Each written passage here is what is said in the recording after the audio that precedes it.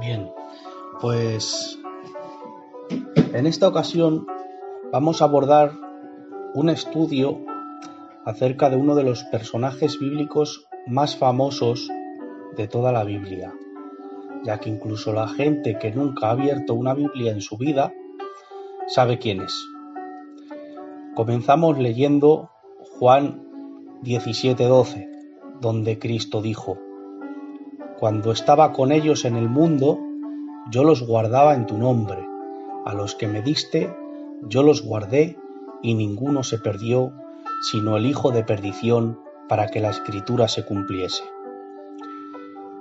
En esta ocasión vamos a hablar acerca del hombre al que la Biblia llama el hijo de perdición, es decir, Judas Iscariote.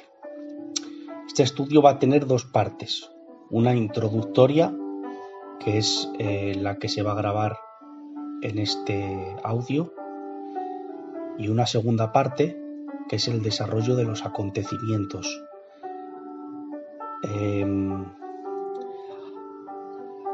Para empezar, acerca de este hombre, decir que hay personas cuyos actos trascienden mucho más allá de lo que uno espera. Personas que, aun después de morir, sus actos siguen presentes e incluso se convierten en parte de la cultura popular. El caso de Judas es uno de los ejemplos más destacados. Cómo algo que hizo este hombre después de 2000 años sigue teniendo repercusión hasta entre aquellos que no conocen a Dios ni han leído en su vida la Biblia. Por eso, por ejemplo, podemos escuchar a una persona que nunca ha leído el Evangelio decir a otro: eres un Judas. ¿Pero qué significa Judas? Todo el mundo está de acuerdo en lo que significa este nombre. Y es que incluso si vamos al diccionario, encontraremos que esa palabra significa traidor. Pero no era eso lo que significaba ese nombre originalmente. Judas es un nombre hebreo y el significado de ese nombre es alabado sea Dios. Es un nombre precioso. De hecho, muchos de aquella época compartían este mismo nombre, pues entre los 12 discípulos estaba Judas Iscariote y otro llamado Judas Tadeo, a los que hay que sumar también otro Judas, que era el hermano carnal de Jesús, aunque no era parte de los 12, pero que escribió la carta que encontramos justo antes del Apocalipsis en la Biblia. Estos son algunos ejemplos documentados por las Escrituras, pero es de esperar que este nombre fuese tan común en aquella época como lo puede ser hoy en día el de Antonio o el de José. Pero la repercusión del acto de Judas en la historia fue tan grande que tuvo más importancia lo que hizo este hombre que el significado del nombre en sí. Es decir, que cometió un acto tan trascendental que convirtió su propio nombre en una referencia al acto que hizo. Por eso no encontramos a nadie que se llame Judas, porque llamar a alguien Judas es llamarle traidor, aunque Judas no signifique traidor. Llegó a cambiarle el significado al nombre Judas. La gente dejó de llamar a sus hijos alabanza a Dios, que es lo que significa Judas, para no hacer la más mínima referencia a la traición que este hombre llamado Judas Iscariote cometió. Judas convirtió un nombre bendito en un nombre maldito. Como hemos dicho antes, este era un nombre muy común en aquella época. Incluso entre los 12 había 2 que se llamaban así, y para diferenciarles se le puso un sobrenombre a cada uno. A uno le llamaron Iscariote y a otro Tadeo. Estos no eran los apellidos de ellos, sino motes. Esto eran motes, sobrenombres. Hay al menos 2 teorías acerca de lo que podía significar el sobrenombre de Iscariote. Una de las teorías, sostiene que Judas pertenecía a un grupo de judíos nacionalistas extremos que planeaban crímenes y actos violentos con el objetivo de echar a los romanos de Palestina, algo parecido a lo que fue ETA, la ETA, aquí en País Vasco. Estos nacionalistas eran conocidos como los sicari, de donde proviene la palabra sicario. Estos eran conocidos por ser portadores de dagas, porque seguían una deliberada política de asesinatos, un grupo al que es probable que pertenecieran Barrabás o Simón el Celote, entre otros. Puede que Judas también fuera uno de ellos y que el origen de su mote tenga relación con este grupo, pues es posible que Iscariote tenga algo que ver con la palabra sicarius, porque se parecen un poco. La otra teoría, más aceptable al menos desde mi punto de vista, es que dice que probablemente el origen de su sobrenombre fuese debido más bien a su lugar de origen, de Judas, pues tenían costumbre de llamar a la gente fulano, hombre de no sé dónde, algo parecido a lo que hacemos nosotros cuando decimos, por ejemplo, Raúl de Burgos, Robert de Pamplona, Lolo de Extremadura y muchos otros más. En hebreo la palabra hombre es ish. Ish en hebreo significa hombre, lo que seguido del lugar de donde provenía sería una forma de diferenciarles del resto. El lugar de donde es posible que provendría Judas sería la ciudad de Keriot, situada al sur de Judá. De esta forma se le podría conocer como Judas Iscariot o Iscariote, que significaría también hombre de Keriot. Esto querría decir que este hombre sería el único de los 12 que no fuera originario de Galilea, pues todos los demás eran galileos. Este hecho pudo producir ciertas diferencias entre Judas y los demás, pues la ciudad de Galilea no tenía buena fama. Encontramos un pasaje bastante conocido en el cual vemos al discípulo llamado Felipe decirle a Natanael: «Hemos descubierto a aquel de quien las Escrituras hablan, a Jesús el hijo de José, de Nazaret». A lo que Natanael contestó: «¿Pero de Nazaret puede salir algo bueno?». Nazaret era una provincia de Galilea, y se nota el menosprecio en el tono de Natanael al hablar de allí. El motivo es que esa región estaba compuesta por una mezcla impura de pueblos en los que judíos y gentiles provenientes de Egipto, Fenicia y Arabia convivían. Además, los galileos tenían fama de sediciosos y tenían muy poca estima entre los judíos más ortodoxos. De hecho, el apodo nazareno era un apodo de recriminación y menosprecio.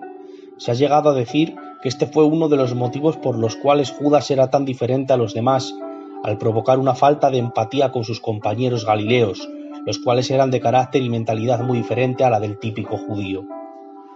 Si comparamos a la gente de Galilea de carácter bruto, en la mayoría de los casos gente torpe y de pocas luces, de donde eran todos los discípulos a excepción de Judas, con el lugar de donde provenía este otro discípulo, es de esperar que no congeniara del todo bien con los demás, siendo algo que quizá influyó bastante para terminar apartándose del grupo. Bien, pues hemos hablado acerca de las dos principales teorías del significado del mote Iscariote. Dicho esto, vamos a seguir hablando de los hechos que aparecen en la Biblia con respecto a él.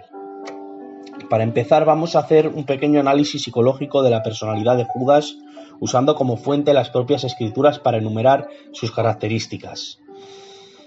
Primero, decir que Judas era codicioso, ya que lo primero que les dijo a los principales sacerdotes para entregarles a Jesús fue: «¿Qué me dais por él si os lo entrego?». Segundo, también era hipócrita y mentiroso, ya que hacía ver que se preocupaba de los demás, cuando en realidad tenía intenciones egoístas, como la escena del derramamiento del perfume de la que hablaremos más adelante. Tercero, por supuesto era traicionero, y para esta característica sobran las palabras, porque su nombre mismo se acabó convirtiendo en un sinónimo de traición. Y era una persona inclinada a llenarse de remordimientos. Este es el cuarto punto. Era una persona inclinada a llenarse de remordimientos por no haber conseguido el resultado que esperaba. Remordimiento que de ninguna forma le llevaban a un arrepentimiento genuino, pues como hemos podido ver por la historia, prefirió suicidarse antes que arrepentirse. Aún así, es sorprendente cómo una persona con un perfil psicológico tan despreciable nunca llegara a dar razones a sus compañeros para desconfiar de él. A lo largo de la historia, cada vez que se ha querido representar a Judas por medio del arte, ya sea por medio de la literatura o la pintura, Siempre se ha ilustrado como un ser oscuro, feo y despreciable. Sin embargo, la realidad es que exteriormente no se diferenciaba en absoluto a los demás discípulos del Señor. La hipocresía de Judas era tal que no había ninguna diferencia entre los demás discípulos. Judas había estado fingiendo un amor y una lealtad que engañaron a todos los demás excepto a Jesús. Judas no era un villano descarado, sino que era un lobo vestido de oveja. Judas era uno más, igual que los otros 12 exteriormente. ¿Qué le llevó entonces a hacer lo que hizo? ¿Qué le motivó a decidir entregar a Jesús, el Hijo de Dios? ¿Por qué razón terminó convirtiéndose en el hijo de perdición? A continuación vamos a enumerar algunos de los posibles motivos por los cuales Judas terminó traicionando a Jesús. Vamos a empezar por el principio y vamos a ir avanzando hasta el final, tocando también los posibles motivos que tuvo Judas para hacer lo que hizo. Podemos situar el principio de la manifestación de las verdaderas intenciones de Judas en los capítulos paralelos de Mateo 26 y Marcos 14. En estos capítulos, donde se cuenta lo mismo, en los dos capítulos se cuenta lo mismo, podemos leer el famoso relato donde una mujer unge los pies de nuestro Señor rompiendo un perfume de alabastro de un costo muy elevado. Judas, al ver esta escena, en lo que él considera un acto fuera de lugar e innecesario, exclama que ese perfume se podía haber utilizado para algo mejor que para romperlo a los pies de Jesús, considerando que ha sido un auténtico desperdicio y argumentando que ese perfume se podía haber vendido por más de 300 denarios, o lo que es lo mismo aproximadamente un año entero de trabajo, y utilizar el dinero de la venta para ayudar a los pobres. Nosotros ahora podemos pensar que Judas tenía malas tripas, pero hay que entender que nosotros ahora vemos las cosas desde otra perspectiva, en la que Jesús ya ha sido sacrificado y resucitado al tercer día y recibido arriba en gloria, y que lo único que nos toca a nosotros es esperar a que Jesús nos lleve con él para reinar con él por toda la eternidad en el reino de los cielos. Pues no tenemos dudas de que Jesús de Nazaret era verdaderamente el Hijo unigénito de Dios hecho carne. Si nos hubiésemos encontrado en esa situación en aquel tiempo, en la que Jesús todavía no había resucitado, seguramente hubiésemos apoyado aquel razonamiento de Judas, porque hay que reconocer que el argumento de Judas no era malo. De hecho, los demás discípulos se unieron a Judas y apoyaron su postura. Y en este caso, no podemos pensar que ninguno de nosotros hubiera sido mejor que cualquiera de los demás discípulos de Jesús, exceptuando a Judas, claro. En este punto, Juan nos da un detalle muy importante que nos revela las verdaderas intenciones de Judas, y es que Juan nos dice que Judas no decía esto porque se cuidara de los pobres, sino porque Judas era el encargado de la bolsa común. Judas era el responsable de la gestión económica del grupo, y debido a la autoridad, a la mano que tenía en este asunto, Juan nos dice que tenía la costumbre de sustraer de la bolsa, de robar. Ahora podemos entender por qué Judas se pronunció de esa manera.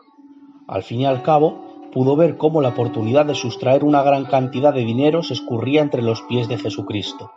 Por eso Judas consideró ese acto un desperdicio tan grande, porque la valoración que hizo de ese acto fue egoísta, y lo que estaba viendo escapar no era la oportunidad de hacer bien a los pobres, sino la oportunidad de lucrarse a costa de la venta de ese perfume. Justo después de esta escena, seguidamente y en el mismo capítulo, en los dos evangelios, en Mateo 26 y en Marcos 14, sin cambiar de capítulo, en el mismo capítulo, seguidamente, nos dice la Biblia que se presentó donde los principales sacerdotes para ofrecerles a Jesús, preguntando qué estarían dispuestos a darle. Si consideramos que tanto el capítulo 26 de Mateo como el 14 de Marcos se encuentran descritos en orden cronológico, lo cual yo sí creo por varias razones, podemos llegar a la conclusión de que una de las razones principales por las que Judas fue capaz de vender a Jesús fue la avaricia y el amor al dinero. Si esta fuera la causa de su traición, estaríamos ante el ejemplo más terrible de la historia de lo bajo que puede llegar a caer una persona por la avaricia y el amor al dinero. Pero hay algunas cosas que no me cuadran en este asunto, y es que si la avaricia y el amor al dinero fueran la única razón por la cual Judas vendió al Maestro, no puedo entender por qué poco después Judas vuelve al templo para devolver ese dinero. Además, pienso, y esto es una cosa mía, que si el único motivo hubiese sido ganar dinero, podría haberse presentado donde el Sanedrín para ofrecerles a Jesús, coger el dinero y huir con él, huir con el dinero sin necesidad de tener que entregar a Jesús. Una persona con la que había convivido durante aproximadamente 3 años, con la que había compartido experiencias maravillosas, y que al fin y al cabo pues estafar a los sacerdotes no era un pecado tan horrendo como entregar a un inocente para matarle, y menos aún si ese inocente se trataba del Hijo unigénito de Dios hecho carne. Por eso creo que podemos suponer que había motivos más serios que el dinero. Acabamos de puntualizar un posible motivo por el cual Judas llegó a traicionar a Jesucristo, pero no es el único. Otro motivo posible por el cual Judas traicionó a Jesús pudo ser por la ambición de querer alcanzar una posición prominente, es decir, por el poder. En este caso tenemos dos vertientes, una en la que vemos a un Judas lleno de odio por ver cómo Jesús escoge otro camino diferente al de la revolución. Por otra parte, podemos ver a un Judas desilusionado que quiere forzar la situación para que Jesús actúe y se manifieste. En cualquiera de las dos situaciones el motivo es el mismo, hambre de poder. Si esto fuera así, puede que siguiera a Jesús pensando que con su poder milagroso dirigiría una gran revolución que esperaban. Pero en lugar de eso se encontró con un Mesías que escogió otro camino, uno en el que el mismo Jesús decía que sería rechazado, humillado y muerto a manos de hombres impíos. Antes he comentado que uno de los posibles motivos por los que a Judas le llamaban Iscariote era porque estuviese relacionado con los celotes, los terroristas de aquella época, los cuales, por medio de la violencia indiscriminada, intentaban alzarse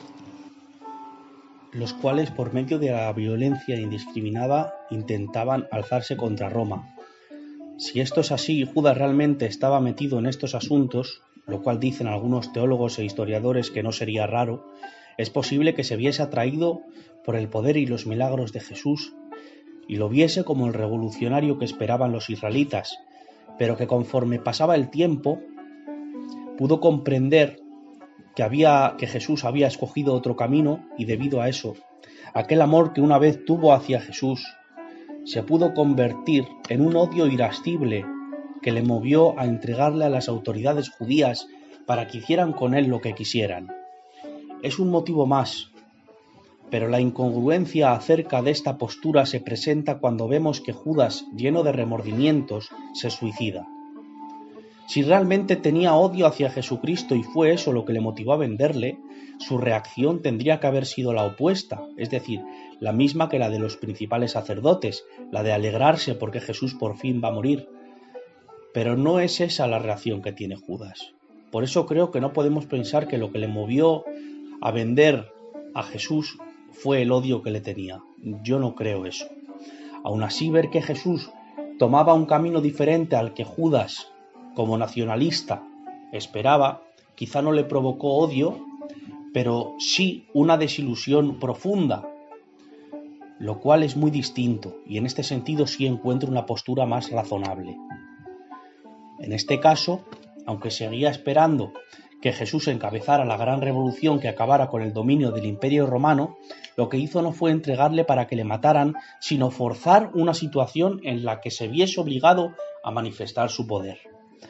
A causa de su amarga desilusión, puede que Judas traicionara a Jesús con la intención de obligarle a rebelarse, simplemente porque, según su opinión, era mejor esto que lo que quería hacer Jesús. Por eso Judas deseaba obligarle a actuar, pero sin la intención de que Jesús terminase muriendo, lo cual explicaría por qué Judas volvió al templo para devolver las monedas y que se suicidara cuando descubrió que su plan resultó ser un fracaso absoluto. Podemos ver a lo largo de los evangelios que una y otra vez los discípulos pensaban en el reino en el reino de los cielos, en el reino de Dios, en términos terrenales, y soñaban con una posición elevada en él. Judas también tiene que haber sido así. Puede ser que mientras los demás seguían ilusionándose con esa idea, Judas llegó a darse cuenta de lo tremendamente equivocados que eran esos sueños de grandeza y que tenían muy pocas posibilidades de que se hiciera realidad. Hay un tipo de ambición que sacrifica el amor, el honor y todas las cosas buenas para alcanzar el fin que se ha propuesto el corazón. Como se suele decir, el fin justifica los medios, pero nunca jamás el cristiano debe pensar así. Ningún fin justifica medios deshonestos. Lo más probable, tal y como yo lo entiendo, es que Judas no quisiera que Jesús muriera. Es muy probable que Judas fuese un fanático nacionalista y que habría visto en Jesús a la persona que podría hacer realidad sus sueños de poder y gloria nacionales. Pero ahora vería a Jesús tomando un camino diferente. Así que puede ser que en un último intento para intentar que su sueño se realizara, traicionó a Jesús para obligarle a manifestarse como el Rey de Gloria que era y a actuar. Puede que le entregara a las autoridades con la idea de que así y entonces Jesús, estando entre la espada y la pared, quizá estando en esta situación, por fin manifestaría todo su poder, lo que sería el principio del tiempo de gloria de la nación de Israel sobre el mundo por mano de Jesucristo, y siendo Judas una de las personas más cercanas a él, quizá fantaseara con la autoridad y la posición de poder que tendría en ese caso. Si todo salía bien y según su plan, este sería el comienzo de la campaña victoriosa con la que soñaba Judas a manos del Mesías prometido. Bajo mi punto de vista, este es uno de los motivos más razonables por los que considero que Judas fue impulsado a hacer lo que hizo.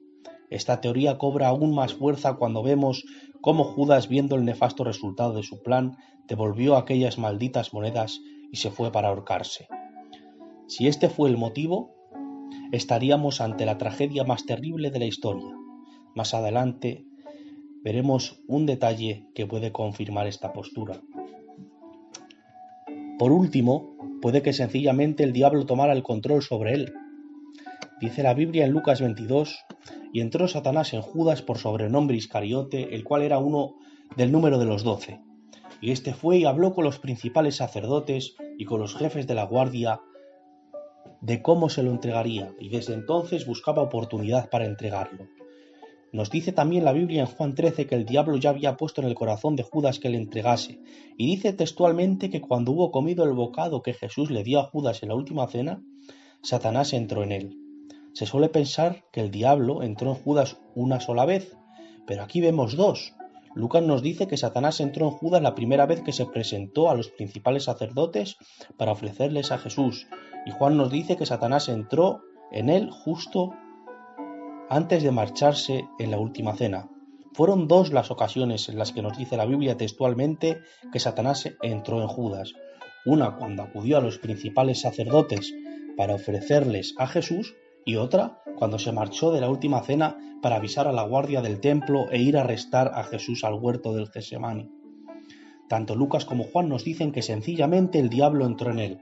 Puede que simplemente fuese eso lo que sucedió. Es verdad que no es tan sencillo que el diablo entre en una persona. Por eso lo que ocurrió aquí no es que Satanás tomó la libertad que quiso para entrar y salir cuando quisiera de Judas, sino que primeramente Judas le abrió la puerta, posiblemente a causa de los motivos expuestos anteriormente. Judas le abrió la puerta y acabó siendo una marioneta en las manos de Satanás, tomando como puerta de entrada las intenciones con las que Judas se asoció a Jesús, unas intenciones egoístas para realizar las ambiciones de su corazón y no para seguirle sinceramente. Lejos de rendirse a Jesús, quería que Jesús se rindiese a él. Aquí la esencia del pecado es la soberbia, el pecado de la independencia, el pecado de hacer lo que nos apetezca y no la voluntad de Dios. Esto es lo que representa al diablo, todo lo que se opone a Dios y no se quiere someter a él. Este era el espíritu que tenía Judas. Como he dicho antes, No es que el diablo tuviese entrada libre en Judas para hacer y deshacer lo que quisiera, sino que la puerta que tiene el diablo sobre el hombre tiene la manija por dentro, de tal forma que el que está fuera, el demonio en este caso, es imposible que pueda entrar si el de adentro, cada uno de nosotros, y Judas en este caso, no le da paso.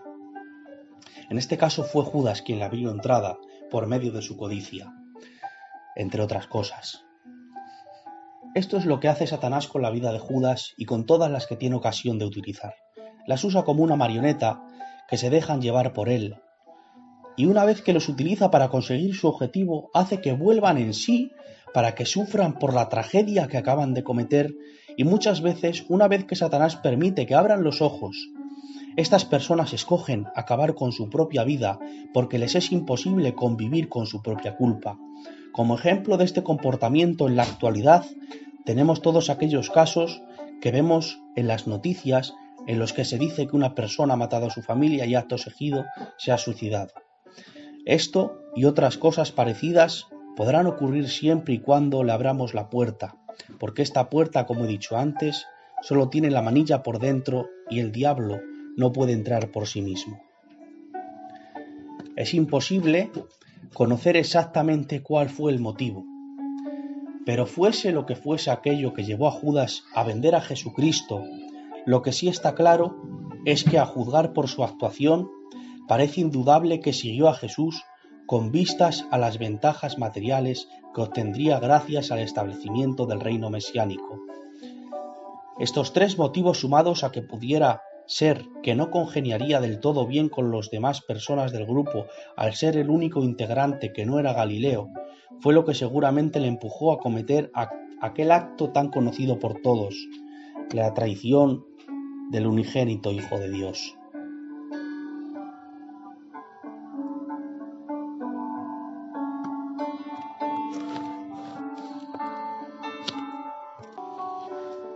Podemos considerar que la traición de Judas fue el primer sufrimiento de Jesús relacionado con su sacrificio.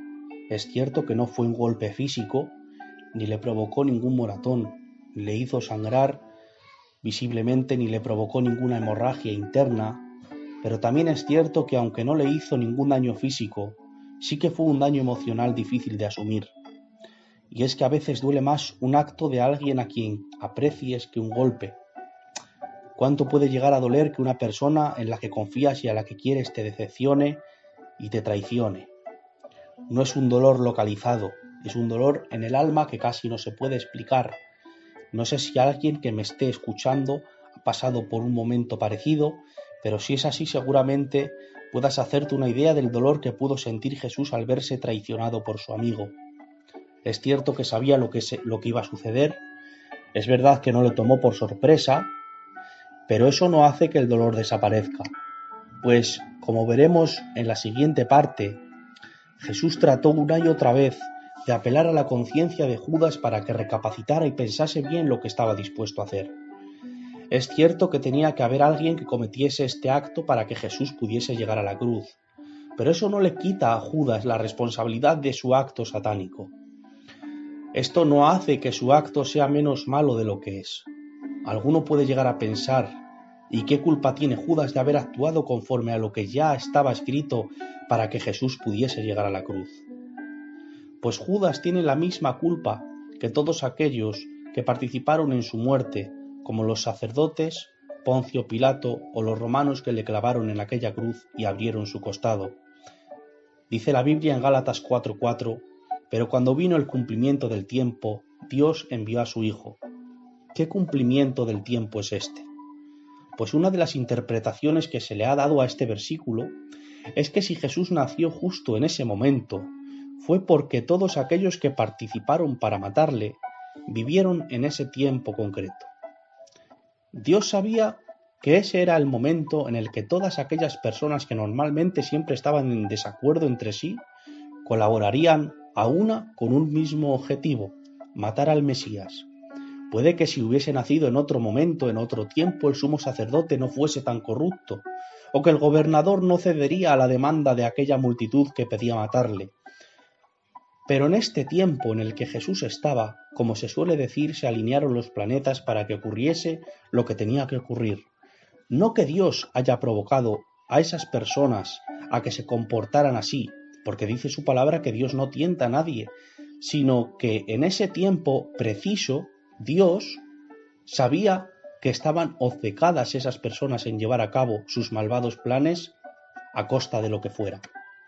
La traición de Judas junto con los demás acontecimientos concernientes a la crucifixión de Jesús estaban profetizados, de tal forma que, por ejemplo, en el caso de la traición de Judas esto ya se escribió muchísimos años antes en el libro de los Salmos, sabiendo Dios la decisión que tomaría Judas incluso antes de que éste naciera. Por eso dice la Biblia proféticamente en el Salmo 41, verso 9, «Aun el hombre de mi paz, en quien yo confiaba, el que de mi pan comía, alzó contra mí el calcañar». El teólogo William Barclay traduce este mismo texto de la siguiente manera: «Hasta el amigo entrañable en quien yo confiaba, que participaba de mi mesa, ha levantado su talón contra mí». Esta profecía se cumplió en Judas, pero no se puede decir que esta profecía se cumplió porque Dios provocó que Judas le traicionara, sino que esa profecía existe porque Dios en su omnisciencia ya vio de antemano que Judas le iba a traicionar por decisión propia. Llegados a este momento, después de haber hablado del nombre y de la personalidad de Judas y de haber tratado de forma superficial algunos de los motivos que le llevaron a cometer aquella traición, y de hablar acerca de lo que fue escrito proféticamente acerca de él en el Antiguo Testamento, en la siguiente parte analizaremos 5 escenas ordenadas cronológicamente que aparecen en la Biblia en las que aparece Judas, para terminar dando algunos consejos aplicables a nuestras vidas, esperando que por medio de la vida de este hombre podamos aprender algunas cosas provechosas para nosotros para no seguir su ejemplo. La intención, por supuesto, siempre es la de hacer bien, informar y enseñar, en este caso acerca de este hombre tan famoso, pero tan poco conocido. Que Dios os bendiga.